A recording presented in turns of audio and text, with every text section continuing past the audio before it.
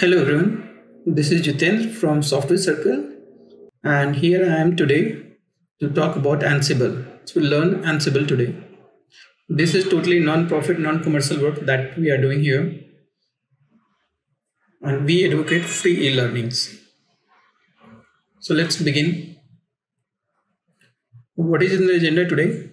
Today we'll learn about what is Ansible, what are the different components of Ansible, what is Ansible Tower, what is Ansible Galaxy, what is Ansible features, how we can troubleshoot Ansible, why to use Ansible, Ansible alternatives. We'll see if we'll not use Ansible, what are the different options that is available in market, and we'll also see how to install Ansible on Linux platform.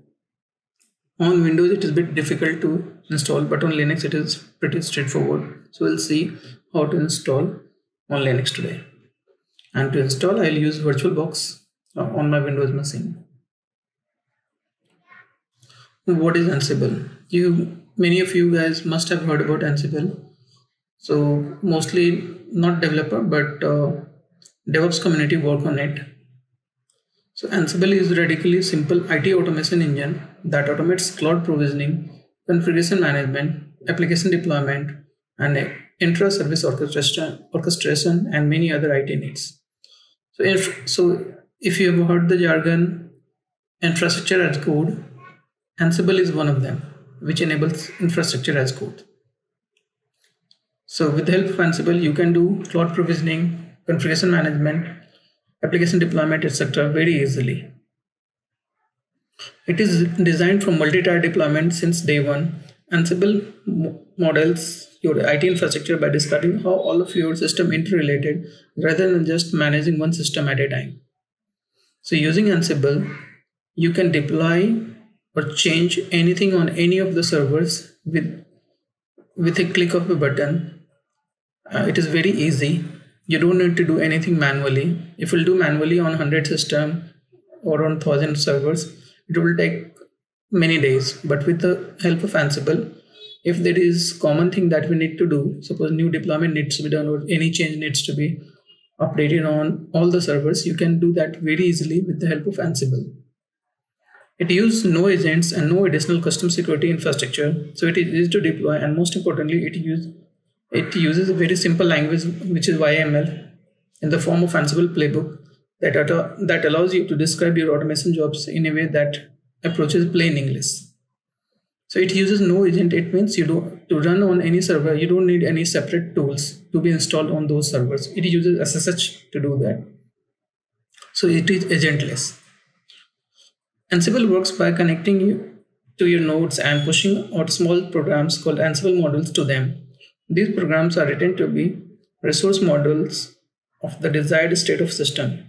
Ansible then executes these models mostly on SSH and removes them when finished. A basic Ansible commands or playbook works like it selects the machine to execute against from the inventory. Here the inventory is list of servers, connects to those machines using SSH or over the network, and copies one or more modules to the remote machines and start execution there.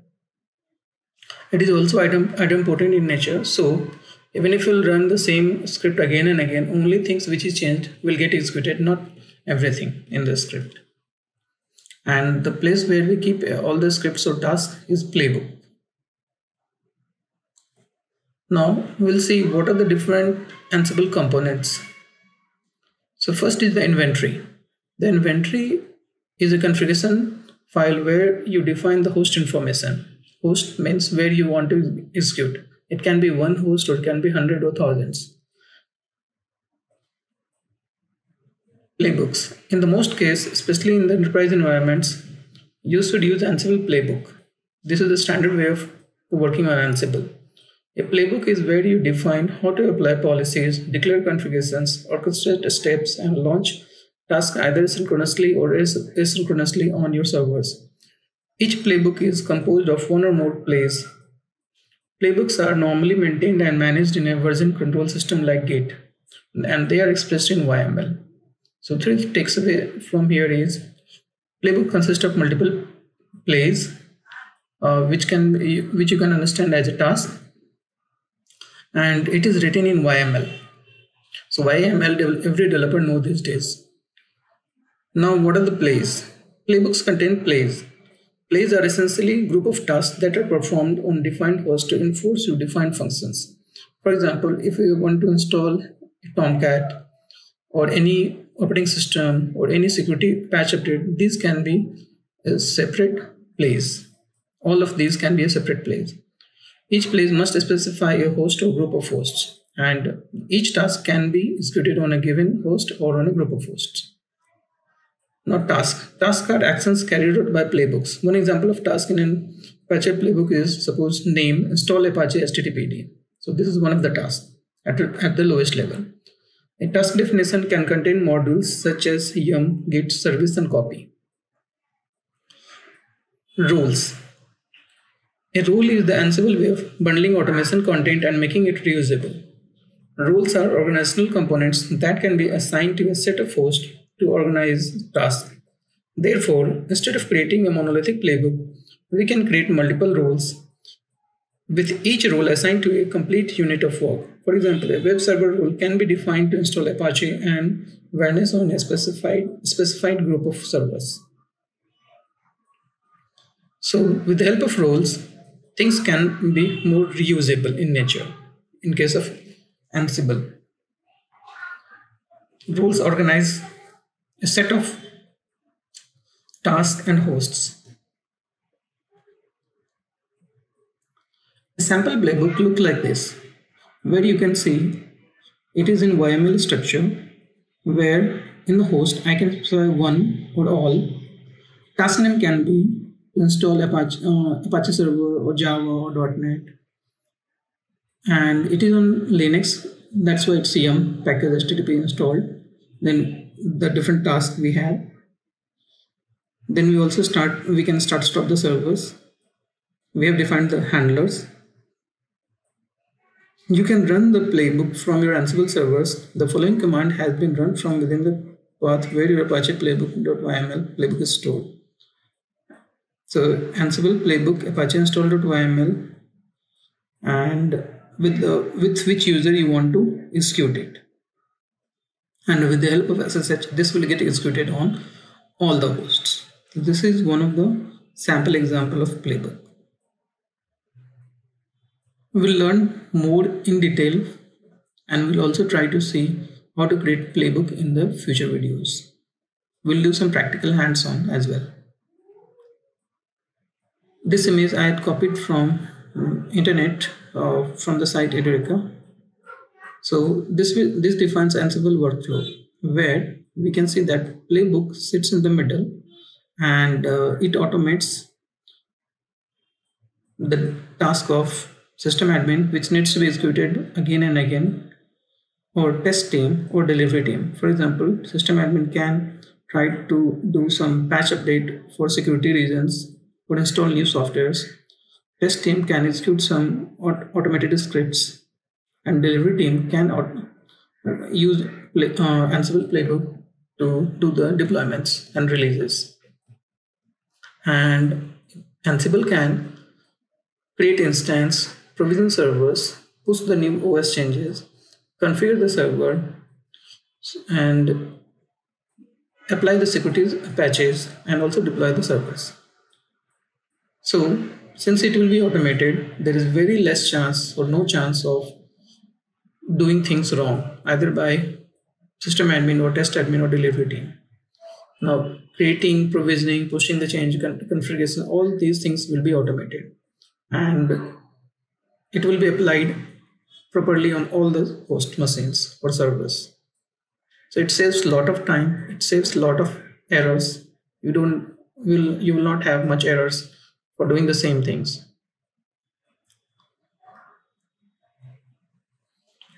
Now, there are two ways you can execute Ansible commands.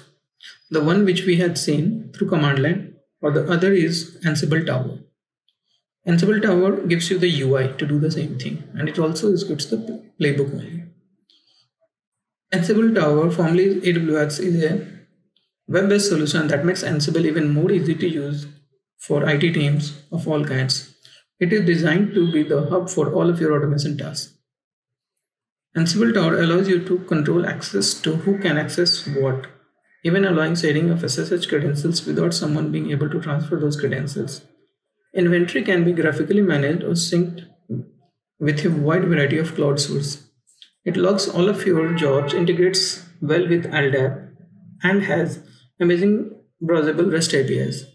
Command line tools are available for easy integration with Jenkins as well. Provisioning callback provides great support for auto-scaling topologies. You can download it free from ansible.com/product/tower. I'll show you this website in the future slides.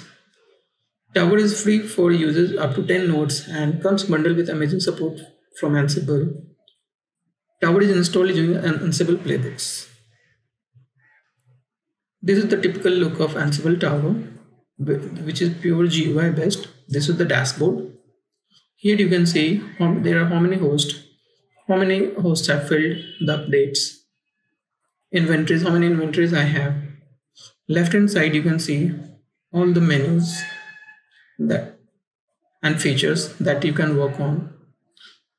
And for 3 applications you can create 3 projects in this, and different projects you can use for different purposes.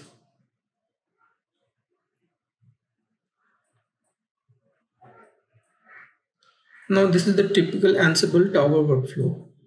Here Ansible Tower, the task that will create using SSH client over the network, it executes on SSH the host servers using SSH.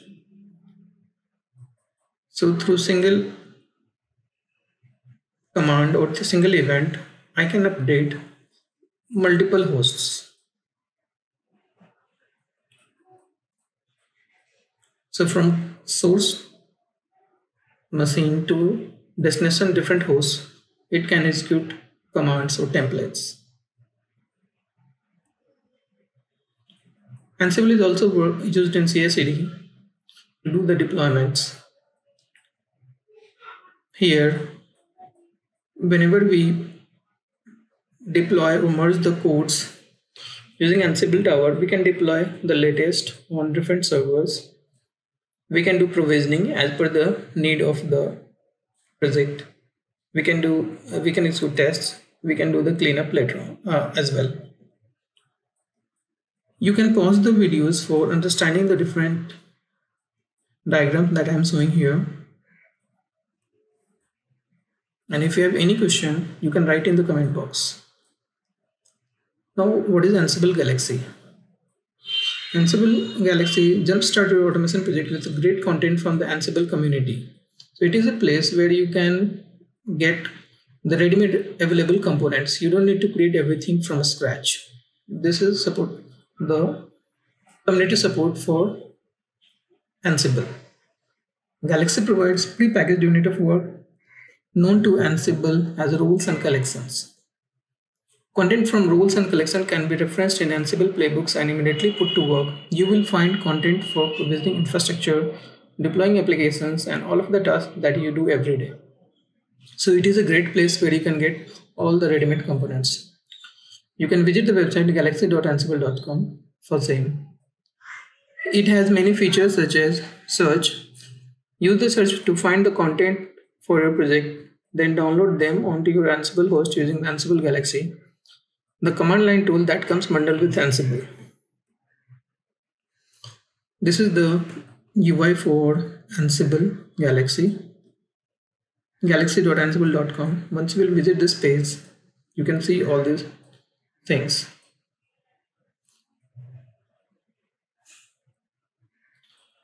Now we'll see how to troubleshoot Ansible. So what all can go wrong? First thing that can go wrong is YML file can be wrong. There may be some bad indentation or bad spacing. Debug and register. These two are the models available in Ansible for debugging purpose. We need to use these two models judiciously.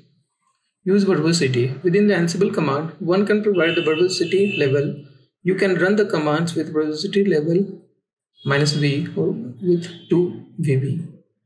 Quitting and indentation. As I said, playbook is written in YML format and the above two are the most common issues in YML playbook. YML does not support the tab-based indentation and supports space-based indentation, so one needs to be careful about the same. You can learn more on tutorialpoints.com/ansible/ansible troubleshooting.html. Now, what are the different features? What are the different features of Ansible? First feature is it is agentless. Unlike Ceph or Puppet, it is agentless. You don't need to install anything at the host machine. It is accessed mostly through SSH. No custom security infrastructure is required. Configurations written in the easy-to-use YML format. It is shipped with more than 250 built-in modules. Full configuration management, orchestration, and deployment capability. Ansible interacts with its clients either through playbooks or command line tool.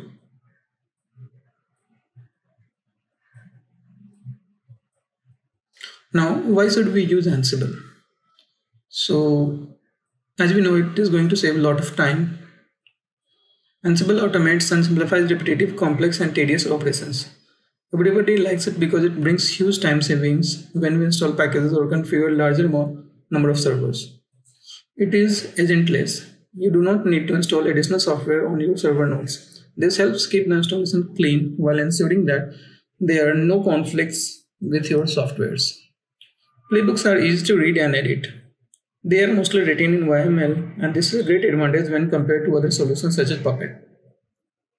When compared with similar tool, Ansible offers us one more great benefits. It is declarative and not procedural. So, what is meant by declarative? It means you just declare in plain English language what you need to do. You don't need to define how it will be done. It will be taken care of automatically by Ansible. You just need to define what you want. This means that you write a description of the final step of the machine and it takes all the necessary steps to fulfill that description. By working this way, playbooks can be applied several times and only necessary steps are applied with no side effects. Ansible is an IT automation tool. It can configure systems, deploy software, and orchestrate more advanced IT tasks such as continuous deployments or zero runtime rolling updates. Ansible goals are foremost those of simplicity and maximum ease of use. Ansible is a tool in the server configuration and automation category of tech stack. So these are the main reasons why we should use Ansibles. You can pause the video if you want to go through these points again.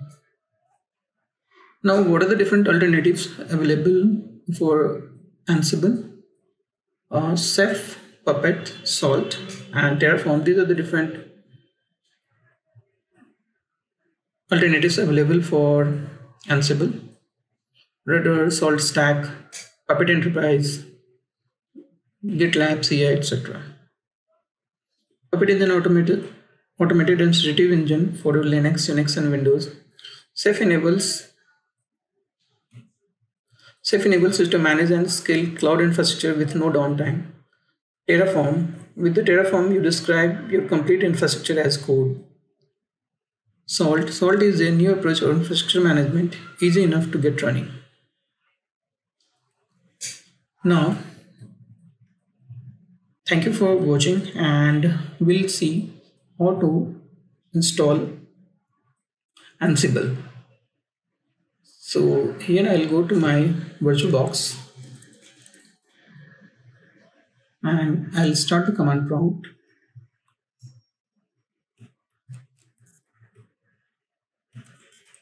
Here we can see that Ansible is not available. So let me try to install it.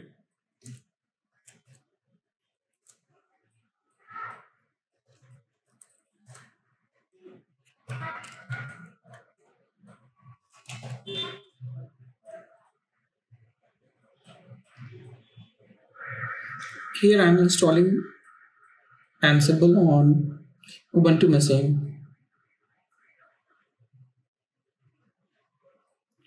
This is going to take maybe from 30 seconds to 1 minute max. Now it is installed. Let's see. Yeah, it is installed on my machine now. You can see the Ansible version which is installed, and also as I told you, Ansible Galaxy you can visit to understand more and to search for the ready-made components. And this is the Ansible Tower. You can also go for Ansible Tower documentation here. There are plenty of internet content available for Ansible Tower and Ansible Galaxy. So thank you viewers for watching the channel, and if you find the video helpful, please like the video, and if you have any question related to Ansible, write in the comment box. In the future video we'll do some hands-on on Ansible. And if you have not watched our previous videos, please go and watch the videos, and if any video is informative or if you have any queries, write in the comment box. Thank you so much.